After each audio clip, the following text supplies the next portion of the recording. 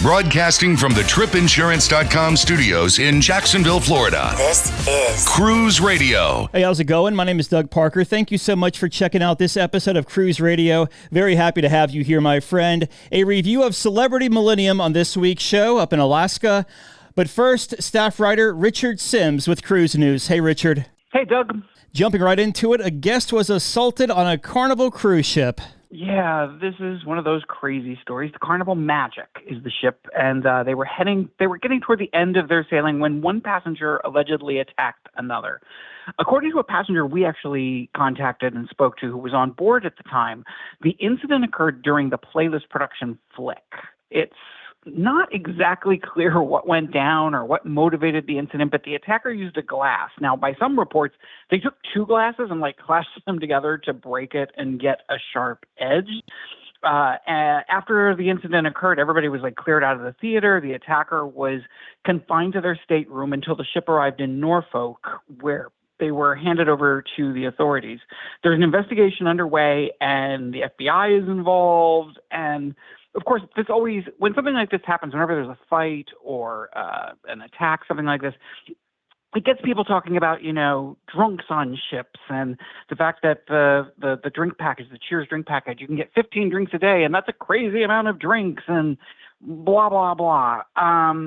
We don't know if alcohol was involved in this incident. It certainly seems likely. I'd like to believe that people aren't just randomly, without alcohol fueling their rage, going around breaking glasses and stabbing one another like we're in the Old West or something.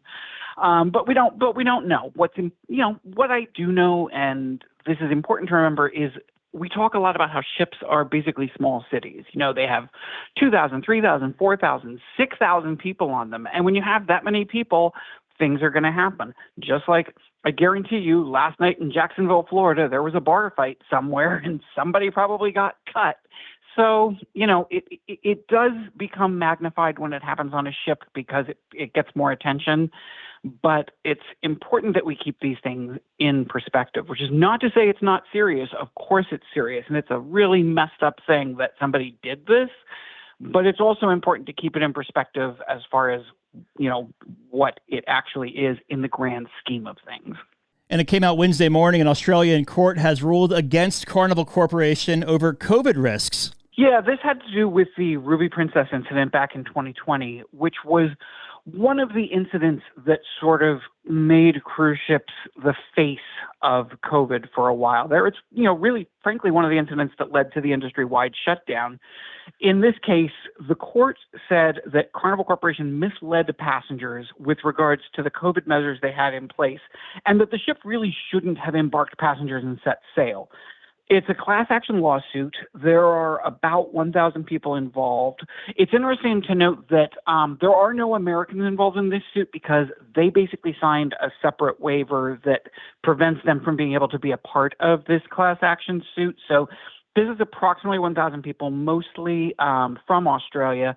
And this first ruling involved one woman in particular who was awarded around $2,500 to cover the medical expenses she and her husband incurred as a result of this. She was not ordered damages as well, which is important. The court ruled they did find Carnival negligent. They had Carnival pay the medical bills, but they did not, or at least have not yet, handed down any kind of ruling regarding damages. Obviously, there's going to be more rulings in this case because this isn't a situation where they made all of the sort of payouts and decisions at one time. This is regards to one particular woman, but it is in regards to the class action as a whole. Carnival hasn't responded as a company really to this other than to say, that they are looking at it, they are looking at the ruling. Obviously, they're in a little bit of a tough position. On the one hand, they probably would like very much to appeal this decision and, try and get the ruling overturned. On the other hand, they just as likely want this whole thing to go away. It's probably worth paying out any money that happens to be involved in the lawsuit overall as it comes down, because it's 2 years later, and the last thing anyone in the cruise industry wants is more reminders of this awful, awful period. And, just if you do search right now for COVID and cruise ship, again, it's going to come up because of this ruling. The story is everywhere. It has been a big story since the incident happened in 2020, and this has just put it back in the spotlight again. So not an ideal situation for Carnival Corporation, and we'll have to see whether moving forward they decide to, sort of try and appeal the case or just let it go. A sad story. The 13th man overboard of the year happened over the weekend. Getting a lot of Carnival news here today, but they are the biggest cruise company in the world, so I guess that makes sense. This incident happened on Sunday when a crew member was reported as having gone overboard from the AIDA Perla. AIDA is, of course, the German division of Carnival Cruise Line. In keeping with protocol, the ship immediately returned to the spot where the incident was believed to have taken place, the closest they could figure. And the ship took part in the resulting search, which was they spent about 9 hours along with the Coast Guard and the maritime agencies in the area searching. Unfortunately, the person was not found, and eventually the cruise ship continued on its voyage. At that point, we sort of have to assume that they did not survive. So another sad ending to one of these types of stories. And we don't know why the person went overboard or the circumstances, whether they, as always, it's very hard to tell in cases where someone goes overboard, unless there happens to be specific footage of it or someone happens to have witnessed the incident. It's very, very hard to know exactly what caused the incident. So about 1.5 years ago, the funnel melted off of a Carnival ship. Well, that has finally been restored.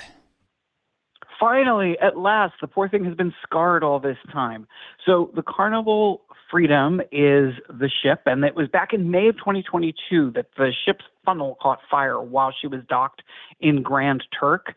The crew was able to act very, very quickly, put out the fire. There were no injuries reported. Most people weren't even on the ship at the time because it was docked in Grand Turk. But the smokestack was damaged, and she no longer had the iconic whale tail, sort of the wings that come off the side. And she had a temporary smokestack put on, and she continued with sailings. But, it's just, you don't get that same feeling from a Carnival ship without that. Well, now, after a dry dock, the ship has emerged with not only her whale tail intact, but a few new features, including a Heroes Tribute bar and Dreams photo studio, which I cannot believe they didn't have on board. That seems like something that every ship has. But every now and then you hear about a Carnival ship going in for dry dock and coming out with something that you would have just assumed was there the whole time. Like, they get a blue iguana bar, or they get a Guy's Burgers. In this case, it was the Dreams photo studio. So the ship is now doing a 2-week transatlantic, and she will soon be back in Port Canaveral, ready to welcome guests aboard again. And one cruise passenger found out the hard way how easy it is to rack up a huge phone bill if you're not careful at sea. I tell you what, this is something I have worried about every single time I set sail, even though I know I'm doing everything I should. It happened to a guy named Danny Smith. He was taking a 12-day cruise for his 60th birthday. And by the way, happy birthday, Mr. Smith. Anyway, he'd arranged for a phone plan for his cell phone that would cover international travel, or so he thought. What he didn't realize was that the plan he'd purchased was basically a plan that covered his land, like any texts and calling and stuff when he was on land, but it did not cover him when he was in the ocean. So he came home to a very, very, very large phone bill, which, he did what a lot of people do. He called his local news station and said, "Hey, I got this big phone bill. I have called the phone company. I tried to explain the situation to them. They would not budge. They would not, give an inch. Can you help?" And the local news station got involved. They did not get the bill eradicated, but they did get it down to around $400. And I think this is the point where we tell people, always make sure that you know exactly what coverage you have. To put your phone in airplane mode so that you're not racking up charges, because we have heard horror stories about people who come back to just massive bills because they don't realize that their phone is constantly, like their Wi-Fi plan might be constantly updating and searching in the background, and that's costing them money. These plans can cost $5.99, $6.99 a minute, and if it's just going all the time while you're out at sea, you're in trouble. So please, right up there with cruise insurance, make sure that you have talked to the people at your phone at your phone company and said, hey, I'm going on a cruise. What do I need to do to make sure that I can do what I need to do without paying for things that I don't want to pay for? We're going to wrap up here with a little bit of corporate espionage. This is such a good story. It has everything. So it turns out this guy was working for the Meyer Turku shipyard when he apparently decided to steal thousands of documents. And I guess he was a consultant, and he was also doing work for a rival shipyard in China. Apparently, he used his connections and sold these top secret documents involving corporate secrets and copyrighted information, and sold them to this other cruise company. What's crazy is this case went on for so long that the man who actually committed the crime died. Not that it's funny that he died, but it's kind of funny, that this case went on for so long that before they could even reach a verdict in it, he was no longer with us. So this week, a ruling was handed down, which saw Meyer Turku being awarded over $5 million in damages. But here's my favorite part of this story. How did all of this come to light? How did it come out that he had committed corporate espionage? Because the dude posted about it on Facebook. So, I am often told I am too much of an open book on social media, but I'm going to tell you what, if I commit a crime, I'm probably not going to post about it on Facebook and result in a corporate espionage suit worth $5 million. I'm just saying. Yeah, what a weird, bizarre story. All right, staff writer Richard Sims, man, have a great trip. If we don't connect because of technology, we'll talk when you get back. Thanks. I look forward to it. You're listening to Cruise Radio, America's trusted voice of the cruise industry. So Sheldon just returned from a 7-night cruise on Celebrity Millennium. It was a Alaska southbound cruise, which means he started in Seward, Alaska, made his way down to Vancouver, British Columbia. Sheldon joins us on the line. Hey, buddy. Hey, Doug. Thanks for having me on your show again. Yeah, absolutely. Excited to hear about this southbound cruise. It's one that I've done the opposite direction just before the shutdown. So I'm curious to talk about this because you have some different ports than myself as well. So before we get to, where you started, you had to go to Seward, which requires getting into Anchorage, Alaska. We'll take a step back. You're on the East Coast. What made you want to take this 7-night southbound? We lost a family member last year, and our family said we need to start planning more vacations together and creating memories. And we went through a lot of options, and we said, you know what, an Alaskan cruise seems like a great opportunity to build some memories. And it was a multi-generational group, which was pretty cool. I had parents, and then my husband and myself and a friend of ours. And we looked at all of the itineraries. As you mentioned, you have a northbound, southbound, and round trip. And we felt like since we're going to be flying across the continent, we decided to make the most of it, fly into Anchorage, and to take the southbound trip, which there are 2 cruise ports in the Anchorage area. There's Seward and Whittier. Seward is where Celebrity takes and is the embarkation port for the cruises on the southbound itineraries. So you make your way over from Jersey over to Anchorage, Alaska, which is, I'm curious because with air travel and everything these days, did you go in early? Did you have any issues? We were flying the week that the press was really hounding on the airline industry, and we were impacted. Fortunately, the American Airlines, which is where we were flying on, did cancel our flight the day before we were supposed to depart. And a really pro tip is the moment you see a cancellation, do not wait for them to rebook. Call and get them to rebook you on the next best itinerary. So we were all coming from different parts of the country, and we were all supposed to meet up in Chicago. But because of the cancellations, my husband and I still connected through Chicago. Someone got rebooked from Boston via Dallas, and then someone got rebooked from South Florida through Denver. But again, if you ever do face challenges with with airfare that you booked on your own. I can't speak to any airfare that's been booked through the cruise line. Just call immediately and they'll rebook, and it's usually no fee and you don't have to pay for the changes. So you make your way out there after your little bit of a setback. How was your, well, I guess, did you do any pre-cruise time, like exploring the Seward area? Yes, we did. We flew into, of course, Anchorage, which is the only place you can fly into. And we had 2 nights in Anchorage before we went down to Seward.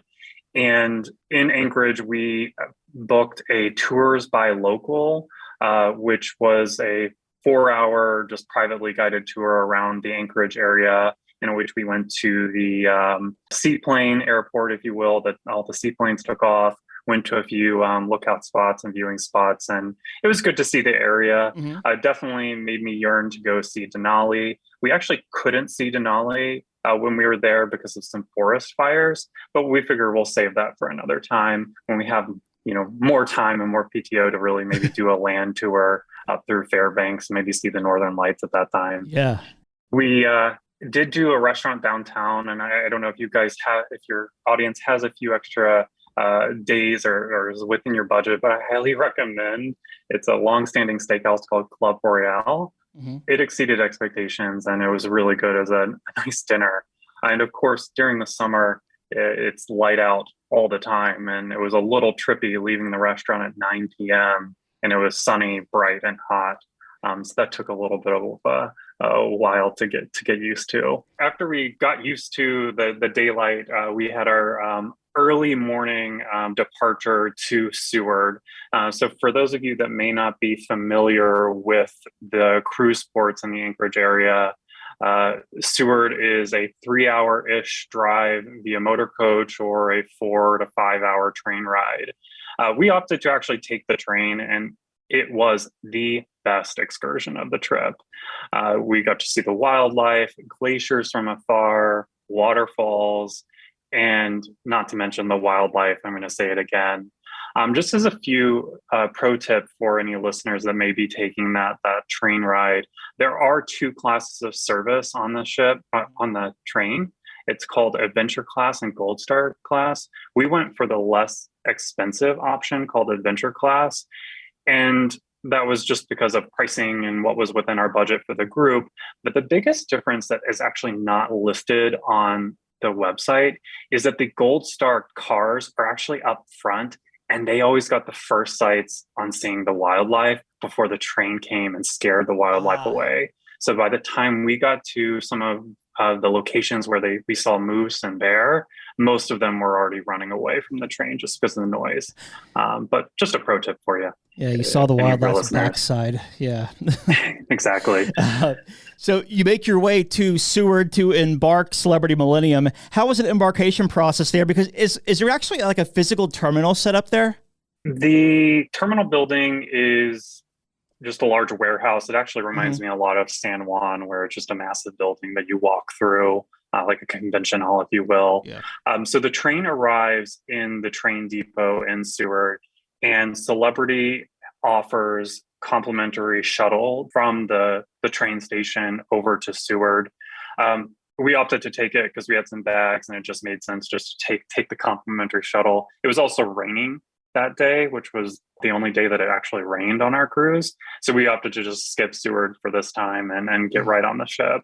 Standard embarkation procedures are in place as to other embarkation ports, in which security, COVID testing, showing your IDs a couple of times, and then we got on the ship. Very cool. How long would you say from curb to ship? I would say no longer than 30 minutes. It was pretty quick and efficient. We were booked in the retreat, but what I found is, just like we had the Haven and we embarked through San Juan on Norwegian earlier this year, when you're in these smaller ports that are not like designated like Miami, they don't have the retreat, pre-cruise lounge or the Haven pre-cruise lounge like they do in those main cruise terminals. So don't expect any preferential treatment like you may get if you're departing out of Miami. So 30 minutes later, you're on board Celebrity Millennium. What were your first impressions? First impressions are the revolution that they're doing on these cruise ships is amazing. They are really doing a great job at ensuring that the attention to detail and design is being handled correctly, and really making the best out of, some of these ships with older architectures. Other than that, it is a great size ship in terms of being easy to navigate. I think gross tonnage is somewhere in the 90,000 pounds, and 90,000 gross tonnage. So it makes it really easy to navigate through. Something that Celebrity also does, and I've noticed this on a lot of their ships, is you don't walk through back of house whenever you're getting on and off the ships in any of the ports.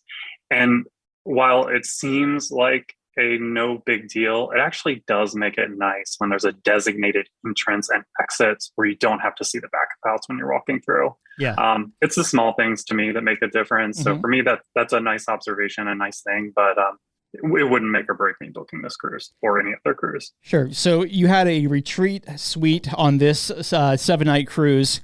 How was your experience there? And I know you've sailed the larger Celebrity ships. So how did the retreat differ from that experience? Sure. We had the stateroom category was considered a sky suite, or is called the sky suite in the retreat. This specific category of room came with all the base retreat amenities, which includes the host, the concierge, upgraded bath amenities, along with access to the retreat lounge and sun deck. And I think what you find with a lot of these ships that are having retreat or the haven retrofitted to them is that it's not always cohesive unit, in which the Lumine restaurant was not next to the retreat lounge and the sun deck. But other than that, it was nice having these private areas. So for example, whenever the martini bar was full, which I know for the Celebrity fans, they'll know the martini bar, we would just go to the lounge, and they would always have some live music and canapes in there, of course, bar service. And we actually took advantage of the sun deck more than expected on this cruise because it was 80 degrees and sunny for 5 of our 7 days. So we actually took more advantage of the sun deck than we were expected to. Nice. Now, as far as the overall experience with the space and everything inside the Sky Suite itself, did you like it? So this room was a lovely room. I would say the size of it was like 1.5, maybe cabins, maybe double cabins. The balcony was very nice with a sofa on the balcony and a table and 2 chairs. I do have to say, though, that with the retrofitting or the renovation or something happened where this Sky Suite bathroom was probably the worst bathroom I've ever had on a cruise ship. And let me explain a little bit more. I'm 6 foot tall, 190 pounds. And when I was standing in the tub, there was only 1 inch above my head before I was touching the ceiling. And if you've ever seen Elf, that Christmas movie, and if you've ever seen where Buddy is like taking a shower in the elf shower, where he's like giant and it's overpowering it all, that's what it felt like. And it was so bad that I actually asked the host to replace the shower curtain because it was just impossible not to touch it based on the ergonomics of the shower for me. And based on this, I would not book this room category again. And probably opt for the standard veranda and forego the retreat amenities. I can say that for certain because our friend that we traveled with did have a standard veranda cabin, and it actually exceeded expectations and was very nice for what it was. Wow. Okay. Let's talk about dining on this 7-night cruise. And we'll start at the top at the buffet area, which is the Ocean View Cafe. How was the experience up there, and how is Celebrity now handling like the buffet? Is it self-serve, or the crew still serving you? Celebrity has moved back to full self-serve, so I guess back to normal. As you know, they're always pretty aggressive with all cruise lines of sanitizing and washing your hands before you get in. All in all, the buffet met expectations. I would say 80% of the stations were available. The buffet on the Millennium class ships are a little interesting where they're very spread out. So from a flow perspective, it's not the best, but the quality of the food and things are nice. They also have the sunset bar at the back of the buffet, which makes it nice for if you're ever having breakfast in the morning and you're in port. You can actually sit outside and look at the scenery. which that's not always common on all the ships that I'm seeing. But some of the smaller, older ships definitely have that option. Nice. Let's talk about the main dining room experience. What time dining did you have, and how were your meals in there? We never do the main dining room, but some company that we went with did go to the main dining room, and they actually went to the main dining room when we were in Ketchikan, where from the port, you could see they were bringing fresh fish from Ketchikan on board, and they were actually serving that in the main dining room that night. And it was really too bad that we missed it, but my dad said it was great and really great experience. So if you're ever on the Alaskan itinerary, you maybe could ask the maitre d' if they ever plan on doing that, because I assume that they probably do that quite frequently. That's plus awesome. You're in Alaska. Yeah. Before we get to the specialty restaurants, were there any venues that you enjoyed or that you frequented, like poolside venues or cafes or anything around the ship that had food? We, of course, always stop by the Spa Cafe for lunch. That's a Celebrity staple. Really like that food if you're looking for something a little lighter and just not as heavy in fare with the salt and the fat from the normal buffet food. Also stopped by their Cafe El Bacchio, which always has great service. And they have a patisserie and gelato place right next to it, which was always nice. And then with the retreat, we did have access to Lumine.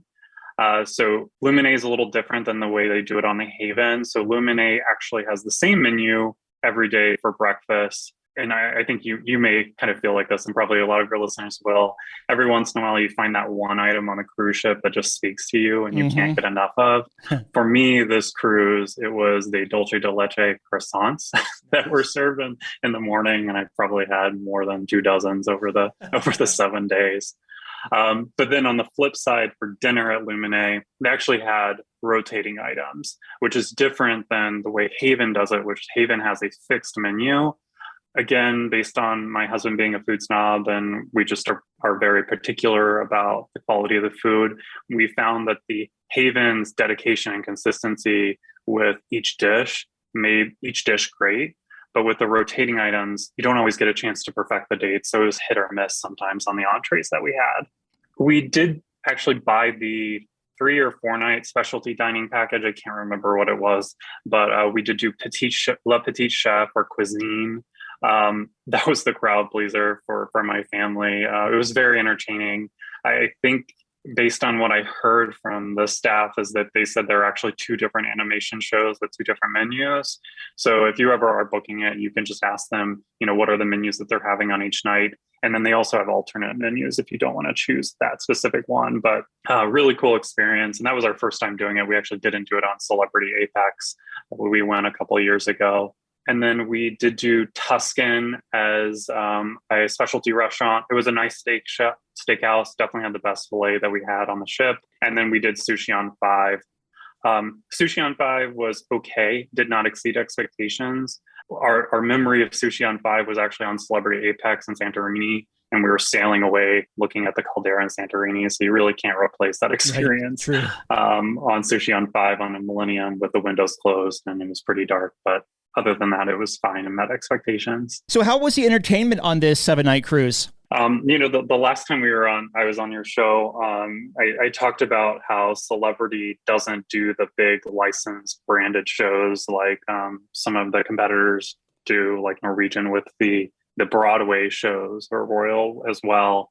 And you can tell that they do reinvest that money into potentially getting more talent and training of the talent. This cruise was a little different. This was, of course, our first cruise. There was actually a naturalist on board. Her name was Celia. And what was really nice that they did is, I think 4 or 5 of the days, they actually had a seminar where she would have a special topic and lecture us on whatever topic it was. So there were whales, eagles, skagway, etc. And the difference is, on these with Celia, they actually weren't selling excursions or selling you anything. It was just simply just come to learn about whales and about the environment that you're in. And I thought that was a nice touch for, a cruise, that's more based on nature and the surrounding and less about the cruise. Yeah, it's always nice when you're going to a presentation and they're not trying to sell you the excursion or a piece of jewelry you can buy there or something, right? Diamond International comes to mind. Yeah, exactly. Did That's a very common one. Speaking of the naturalist, was she speaking when y'all were sailing like through the glaciers and stuff?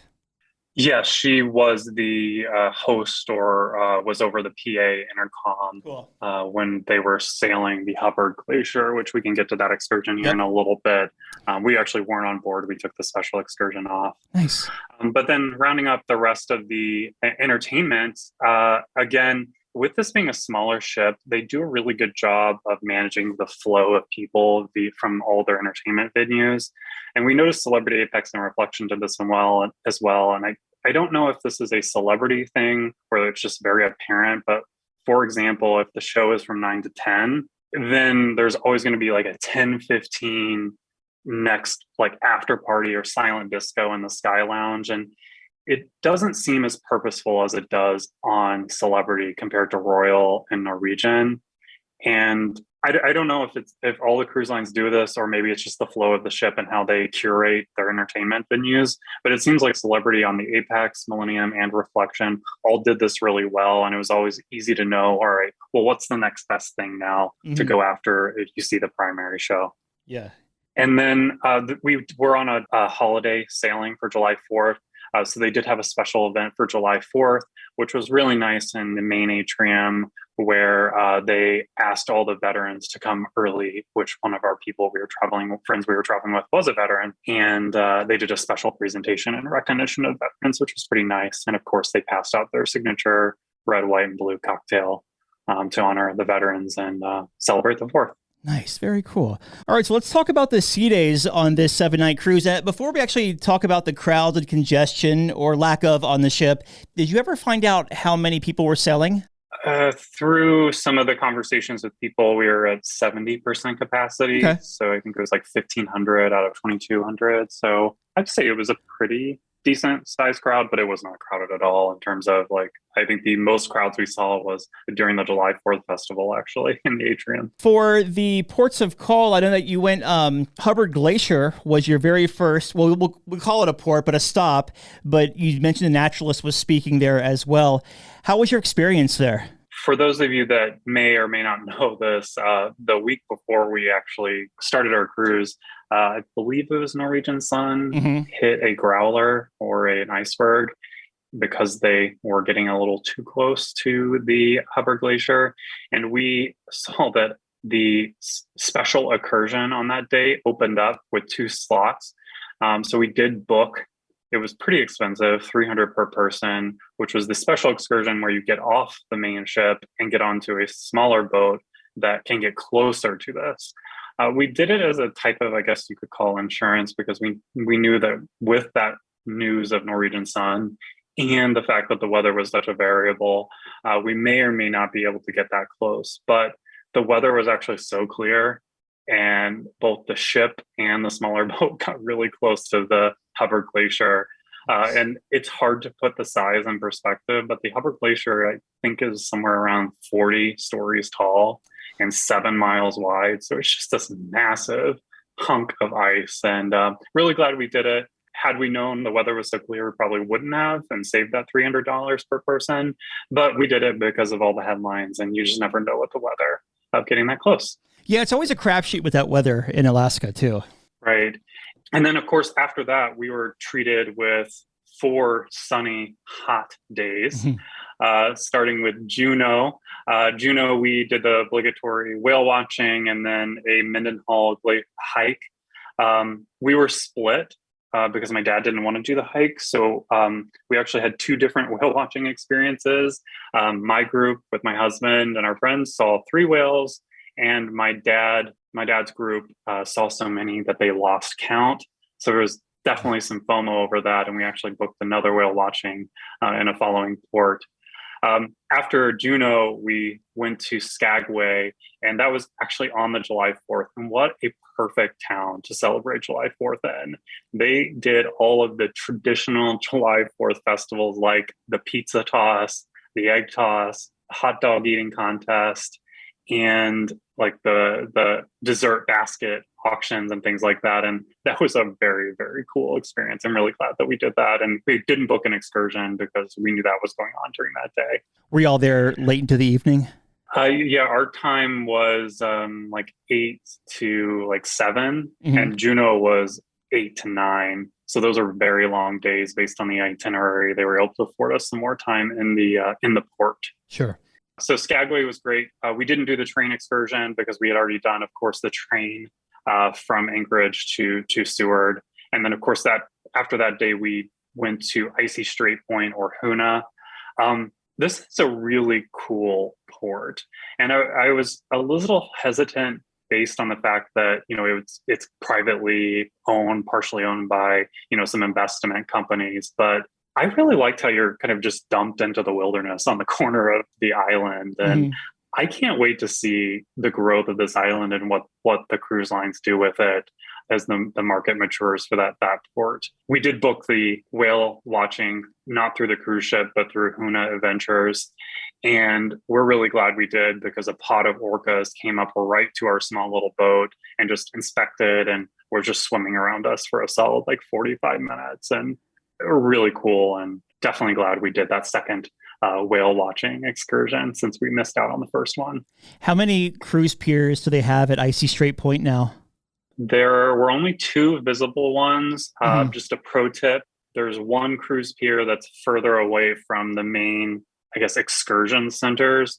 But don't worry, you can take a complimentary Sky Tram that takes 3 minutes to take you from the further one right up to where all the excursion centers are. And the town itself of Hoonah, there's not much to see there. So it's a good day just to take advantage of a whale watching excursion or maybe a special nature excursion, because the town is not something you actually want to walk through. It's still pretty authentic and remote. Yeah, it definitely is.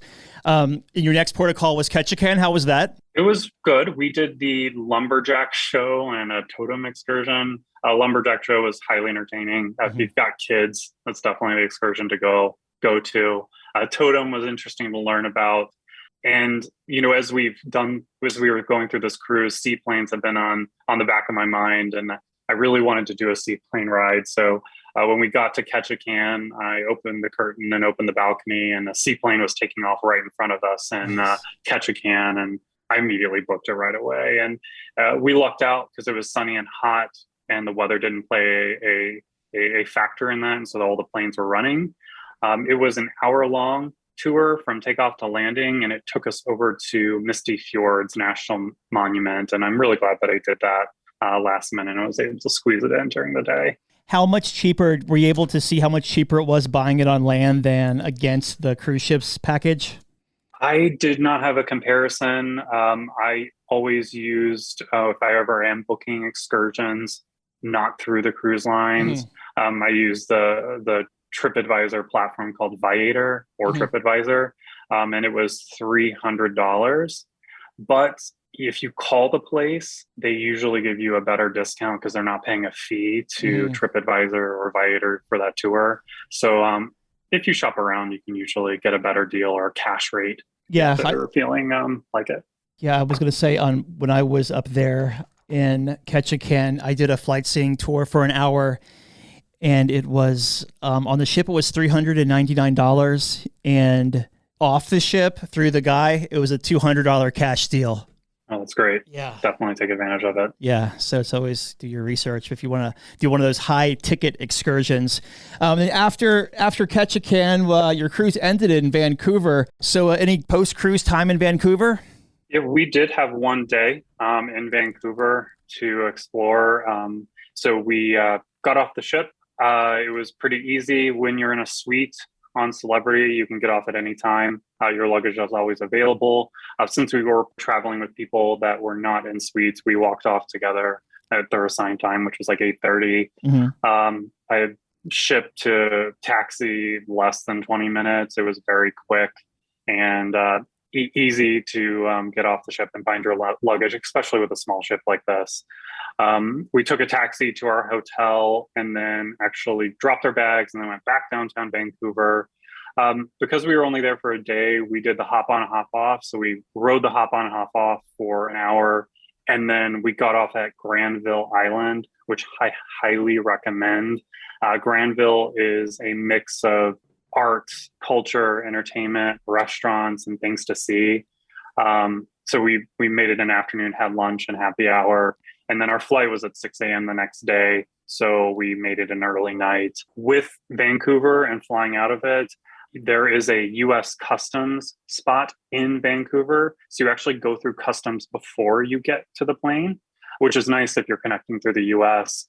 So what that means is you check your bag, drop your bag, go through standard airport security, then you go through customs. TSA PreCheck does not apply, but global entry does. So my husband and I have global entry, so we were able to take advantage and skip the line. It's a process, and I think that airport, especially if you weren't doing an early morning flight, you would want your 3 hours because of all the transactions and lines we went through. I could see that becoming a very stressful experience if you were flying out like peak times of 10 or noon. Just for your listeners. Don't you love global entry? Saved us a lot of time, and it just takes the sting out of just getting our bag and getting in the car and going home. Yeah, no, huge. It's Highly amazing. recommend it. I love it. And we, for your listeners, a lot of credit cards have complimentary global entry that will cover it. But if not, I can't remember what the fee was. It wasn't too expensive, and it's totally worth it, especially after you get off a grueling international flight coming back into the US. Yeah, no, for sure. I think it was like 85 or 105. I just got it just before the shutdown, and it was something like that. But yeah, very definitely worth it. Aside from all the tips you've given us throughout the interview, do you have any other first-time tips for someone who may be considering doing Alaska for the first time or sailing Celebrity Millennium? Yeah, so if you're doing Alaska for the first time, I think this is a very good cruise for first-time cruisers, especially if you choose an itinerary that doesn't leave the inside passage. So think about round trips from Vancouver or Seattle. The 3 people that we were with in our cruise were all first-time cruisers, and they said they want to do another cruise. And one of them actually is booked with us in a cruise late next year. The beauty of this is that it's not rough seas. You get off almost every day. And it's just a good entry-level cruise if they're wanting to see Alaska. Next tip is for Celebrity. Before you put an offer on the Upgrade Advantage, call and ask what's the price to upgrade. So for us, we saw that the maximum we were going to actually bid for to get in the retreat was a couple $100 than just paying for the upgrade outright. With Celebrity and the Upgrade Advantage, if you're upgraded into the retreat, you actually don't get retreat amenities like the onboard credit of $300 per person, or the premium beverage package, or the updated Wi-Fi if you're upgraded through one of those upgrade bidding programs. So just call and verify the pricing, because you might find that it's the same, and that onboard credit just covered the delta and got us into the retreat. All right. Nice. Very good. Any other ones? Let's see. For this one, because we were with family, we did buy the photo package ahead of time. It was only $50. And the beauty of this package is that one person bought it. And we were able to get single prints and digital versions of all our photos. And because of this being a family cruise, we took as many photos as we could. Mm-hmm. And it's really nice to have all of them and have them for our memories with the family. Yeah. And last one on Celebrity, for the spa, we stopped by the spa raffle on a port day, and the raffle was at like 4 to 5 right after our excursions, and there were only 4 people there. And so my husband and I had 50% chance of winning. We won, and so we treated ourselves to like $125 couples, mani pedi. But just a tip if you're ever on other cruise lines. I know they do this as well, but it's fun to win. Very good. Looking back, what was the biggest highlight of this cruise? The biggest highlight was, of course, my favorite excursion, which was that sewer train ride, seeing the wildlife and the glaciers. And of course, for those of you that are traveling with family, really getting to have some family times.